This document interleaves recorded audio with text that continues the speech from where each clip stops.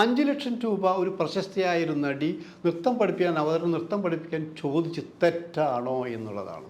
തെറ്റല്ല എന്നാണ് ഞങ്ങൾ പറയുന്നത്. 5,00,000 രൂപയല്ലേ ചോദിച്ചിട്ടുള്ളൂ. കാരണം ഇവിടെ ലൊടുക്ക് കടകൾക്ക്, ഹോട്ടലുകൾക്ക്, സ്വർണ്ണക്കടകൾക്ക് ഉദ്ഘാടനത്ത് വരുന്ന നടീനടന്മാർക്ക് ലക്ഷങ്ങളാണ് ഇവിടെ കൊടുക്കുന്നത് ആലോചിക്കണം. ആ ലക്ഷങ്ങൾ കൊടുത്തുകൊണ്ട് കച്ചവടം ചെയ്യുന്നു. അതിൻ്റെ റവന്യൂ സംസ്ഥാന ഗവൺമെൻറ്റിന് കിട്ടുന്നില്ല ആലോചിക്കണം.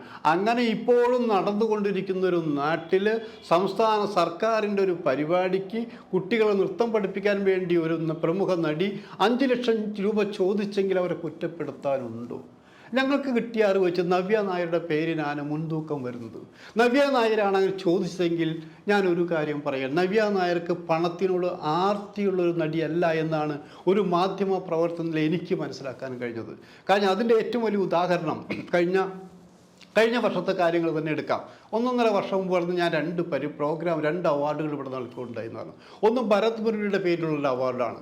ഭരത് മുരളിയുടെ പേരിലുള്ള അവാർഡ് കഴിഞ്ഞ പ്രാവശ്യം തിരുവനന്തപുരത്ത് പ്രസ് ക്ലബ്ബിൽ വെച്ചിട്ടാണ്, AC പ്രസ് ക്ലബ്ബിൽ വെച്ചാണ് നിങ്ങൾ നടത്തിയത്. അന്ന് ആ പരിപാടിയിൽ പങ്കെടുത്തത് മന്ത്രി ചിഞ്ചുറാണിയും പന്ന്യൻ രവീന്ദ്രനും അടക്കമുള്ളവരാണെന്ന് ആലോചിക്കണം.